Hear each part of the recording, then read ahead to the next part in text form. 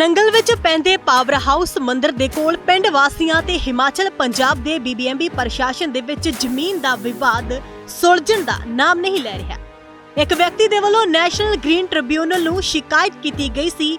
ਉਸ ਸ਼ਿਕਾਇਤ ਦਾ ਸਖਤ ਨੋਟਿਸ ਲੈਂਦਿਆਂ ਨੈਸ਼ਨਲ ਗ੍ਰੀਨ ਟ੍ਰਿਬਿਊਨਲ ਨੇ ਮਾਮਲੇ ਦੀ ਜਾਂਚ ਦੇ ਲਈ ਵਿਵਾਦ ਨੂੰ ਸੁਲਝਾਉਣ ਦੇ ਲਈ ਡੀਸੀ ਰੂਪਨਗਰ, ਐਸਡੀਐਮ ਸ੍ਰੀ ਅਨੰਦਪੁਰ ਸਾਹਿਬ, ਤਹਿਸੀਲਦਾਰ ਨੰਗਲ, ਡੀਸੀ ਊਨਾ, ਬੀਬੀਐਮਬੀ ਦੇ ਐਕਸੀਅਨ ਟਾਊਨਸ਼ਿਪ, ਡੀਐਸਪੀ ਨੰਗਲ ਤੋਂ ਇਲਾਵਾ ਵੱਡੀ ਗਿਣਤੀ ਵਿੱਚ ਪੰਜਾਬ ਹਿਮਾਚਲ ਅਧਿਕਾਰੀ ਅਤੇ ਪਿੰਡ ਨਿੱਕੂ ਨੰਗਲ ਦੇ ਵਸਨੀਕ ਪਹੁੰਚੇ।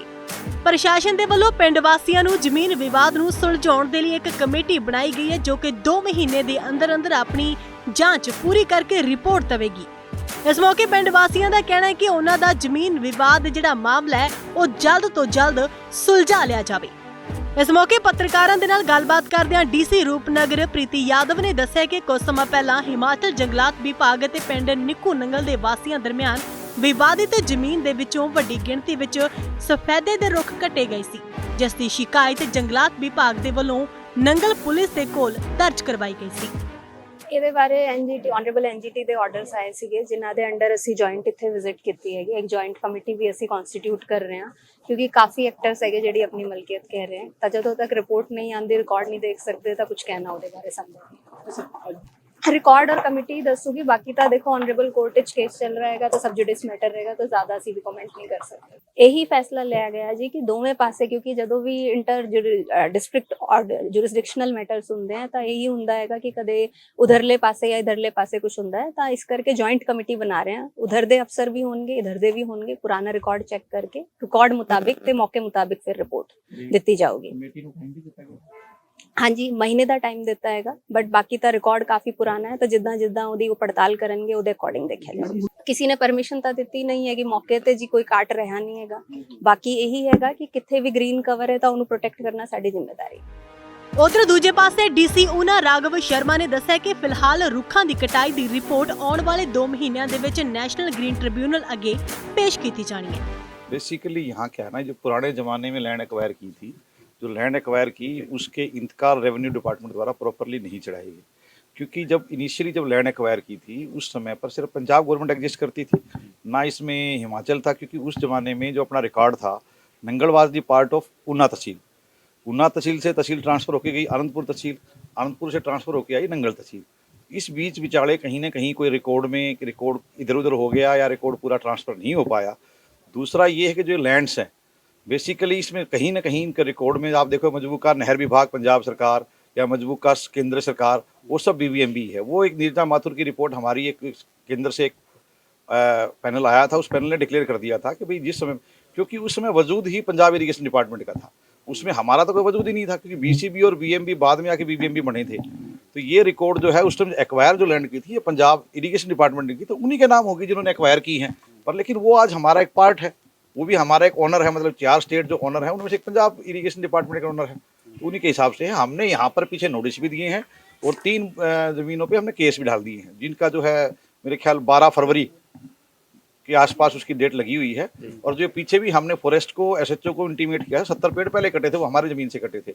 अब जो ये पंजाब जो हिमाचल टिम्बर मार्केट के नाम से जो पहले ज़मीन दी गई थी उनके उससे कटे हैं, उसके बारे में किसी अपने संजीव कुमार जी ने पटिशनर ने एनजीटी में फाइल किया है केस। उसके वास्ते जो है ये दोनों डिप्टी कमिश्नर्स और पूरी टीम आई थी, उसी के बारे में है। उसके फर्दर जो है कमेटी बढ़ेगी, वो कमेटी आगे जो रिपोर्ट देगी उसके हिसाब से काम। सर कितनी जमीन तो अलग अलग खसरे हैं। ये बेसिकली तो हमारा यहाँ है कि यहाँ पर्सनल लैंड किसी की नहीं है। ये टोटली जो स्टेशन के इस साइड है, पुराने ज़माने में आप लोगों को शायद याद हो हमारा एक थर्मल प्लांट होता था, ये साथ में हमारा जो है ये पावरिंग का स्टोर है, उससे अगर डिस्पोजल यार्ड है हमारा। और जो ये मार्केटिंग बोर्ड की जो मंडी लगती है, ये मंडी भी हम इनको एनओसी देते हैं मंडी, दाना मंडी लगाने के लिए। तो ये तो पिछले 60 साल से हमारे पास ही है, क्योंकि जो रेवेन्यू रिकॉर्ड दुरुस्त नहीं है जिसकी वजह से वो लोग क्लेम कर रहे हैं। कहीं ना कहीं रेवेन्यू रिकॉर्ड में के साथ में कोई छेड़छाड़ होके जो पुराने ओनर्स है, हमारे पास कुछ पेमेंट के रिकॉर्ड्स भी हैं, क्योंकि रिकॉर्ड 40 से 50 के बीच का है। कुछ एक के हमारे पास हैं जो हमने ढूंढे हैं, जिन जो हमें मिल गए हैं उनके ऊपर हमने केस कर दिया। माननीय लैंड कहते हैं आपके नाम पर है ही नहीं सर, इसका क्या थोड़ा बताएंगे जी? माननीय एनजीटी द्वारा ये आदेश किए गए हैं एक केस में, जिसमें ये बोला गया है कि डीसी रोपर, डीसी ऊना और हिमाचल प्रदेश के वन विभाग और पंजाब के वन विभाग की जॉइंट कमेटी बनाई है कि यहाँ जो निक्कू नंगल करके गांव है, वहाँ जो हिमाचल प्रदेश सरकार का एक रेस्ट हाउस है और वन लगाया हुआ है, उसमें कुछ कंप्लेंट्स हैं पेड़ काटने की। तो इसमें आज कमेटी ने जो है बैठक की है और इसमें जितना भी हमारा सरकारी रिकॉर्ड है जो हिमाचल प्रदेश सरकार के पास है, पंजाब सरकार के पास है और बीबीएमबी के पास है, उसको हम स्टडी करेंगे आने वाले 2 महीनों में, और जो रिपोर्ट होगी वो हम जो है वो एनजीटी में उसमें दायर करेंगे। तो सब जो तो देखिए, दावा जो है वो तो वेरीफाई होगा रिकॉर्ड से, तो इसमें एक दोनों जिला प्रशासन जो है एक जॉइंट कमेटी गठित करेंगे और जो कागजों में जो रिकॉर्ड, क्योंकि रेवेन्यू में रिकॉर्ड ही बोलता है, तो रिकॉर्ड के आधार पे जो होगा उसके आधार पे कमेटी अपनी रिकॉर्ड के आधार पे ही रिपोर्ट जो है फाइनलाइज करेगी। तो उसमें जो मालिकों के दावे हैं उसको भी जो है वो हम ध्यान में रखेंगे कि उनकी अगर कोई लैंड्स हैं या पुराने दावे हैं उसके बारे में रिकॉर्ड क्या बोलता है, बीबीएमबी का रिकॉर्ड जो एक्विजिशन की हुई लैंड है वो क्या बोलता है, उसके ऊपर जो आधिकारिक रूप पे जो है वो तभी बोल पाएंगे जब पूरा रिकॉर्ड हमने स्टडी कर लिया। सर, ये जो आपका दावा है ये सर कौन से सन से चला आ रहा है, इसके बारे में जानकारी है? में 1954 से जो है वो यहाँ पे हिमाचल प्रदेश वन विभाग का जो है वो कब्जा है। जब ये पंजाब का पार्ट हुआ करता था कुछ, उसके बाद स्टेट कंस्टिट्यूट हुआ तो ये हिमाचल प्रदेश वन विभाग के कब्जे में रहा। सर कितनी जमीन है वन विभाग कर रहा है? ये लगभग 26 एकड़ के आसपास जो है वो लैंड है जो हमारे रिकॉर्ड्स में सिलेक्ट होती है, तो 26 एकड़।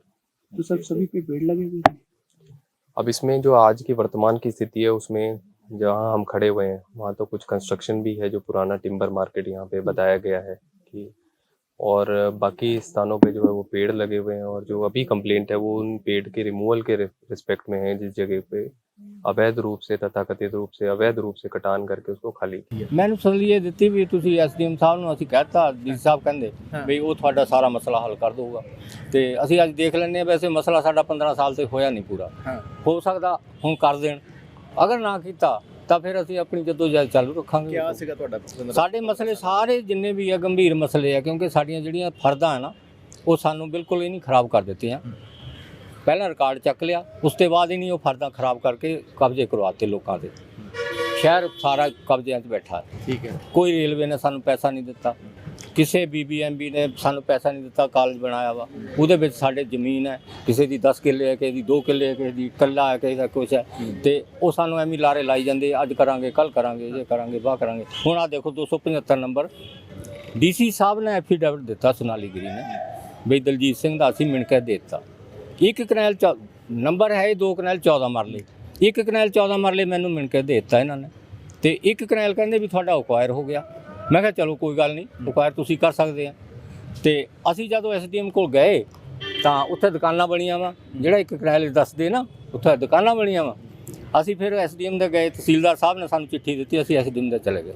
ਉਹ ਕਹਿੰਦੇ ਵੀ ਇੱਥੇ ਨਾ ਕੋਈ ਅਵਾਰਡ ਹੈ, ਨਾ ਕੋਈ ਇੰਤਕਾਲ ਹੈ, ਨਾ ਕੋਈ ਕੁਛ ਹੈ। ਆਹ ਦੇਖੋ ਇਹਦੀ ਫੋਟੋ ਲੈ ਲਓ, ਆਹ ਦੇਖੋ ਆਹ ਜਵਾਬ ਸਾਨੂੰ ਦਿੱਤਾ ਉਹਨੇ। ਠੀਕ ਹੈ, ਕਰ ਲੈਂਦੇ। ਠੀਕ ਹੈ।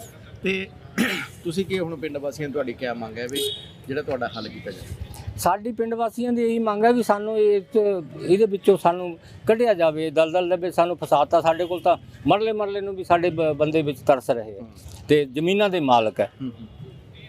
ਅਕਸਰ ਇਹ ਸਾਨੂੰ ਜਿਹੜਾ ਗਰੀਬੀ ਦੇ ਵਿੱਚ ਨਹੀਂ ਧੱਕਾ ਮਾਰਿਆ, ਸਾਡੇ ਕਿਸੇ ਦੇ 100 ਕਿੱਲਾ, ਕਿਸੇ ਦਾ 50 ਕਿੱਲੇ, ਕਿਸੇ ਦਾ 200 ਕਿੱਲਾ, ਕਿਸੇ ਦਾ ਕੁਛ ਹੈ, ਅਸੀਂ ਤੇ ਕੰਗਾਲ ਕਰਕੇ ਰੱਖ ਦਿੱਤਾ ਸਾਨੂੰ। ਸਾਡਾ 210 ਕਨਾਲ ਕਿੱਲੇ ਵਿੱਚੋਂ ਸਿਰਫ ਸਾਡਾ 65 ਕਨਾਲ ਹੋਇਆ ਹੈ, ਮਤਲਬ ਵਿਰਾਸਤ, ਬਾਕੀ ਅੱਧੀ ਪਿਆ ਸਾਡਾ। ਜਾਣੇ ਕਿ ਤੁਹਾਡਾ ਕਹਿਣ ਦਾ ਮਤਲਬ ਹੈ ਤੁਹਾਡੀ ਜ਼ਮੀਨ ਦੇ ਉੱਪਰ 3 ਦਾਅਵੇਦਾਰੀ ਠੋਕ ਰਹੇ ਆ, 3 ਮਾਲਕ ਬਣ ਕੇ ਆ ਗਿਆ, ਉਹਨਾਂ ਕੋਲ ਹੈ ਡਾਕੂਮੈਂਟ ਕੋਈ? ਕੁਛ ਵੀ ਨਹੀਂ, ਉਹਨਾਂ ਕੋਲ ਕੋਈ ਡਾਕੂਮੈਂਟ ਨਹੀਂ। ਕਿਹੜੇ ਕਹਿ ਰਹੇ ਆ?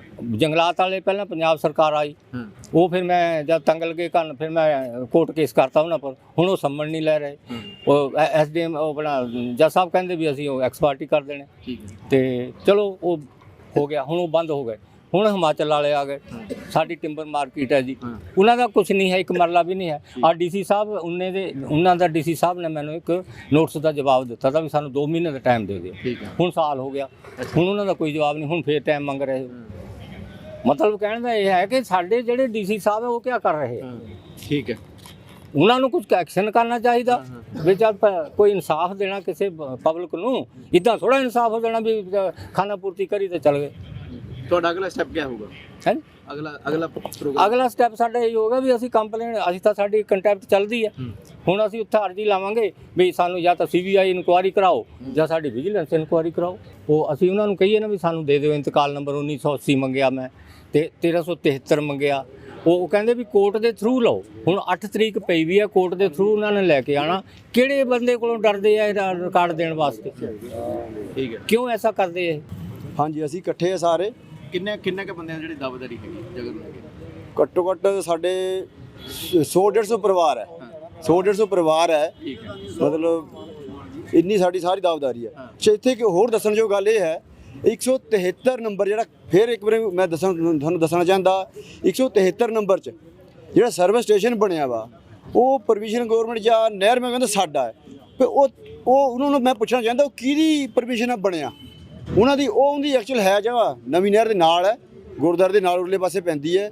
173 ਨੰਬਰ ਪੁਰਾਣੀ ਨਹਿਰ ਦੇ ਨਾਲ ਉੱਚ ਬਣਿਆ ਵਾ ਸਰਵਿਸ ਸਟੇਸ਼ਨ। ਉਹ ਕਿਹਦੀ? ਇਹ ਰਲੀ ਮਿਲੀ ਭੁਗਤਣ ਵਾਲੇ ਬਣਾਈ ਜਾਂਦੇ ਆ।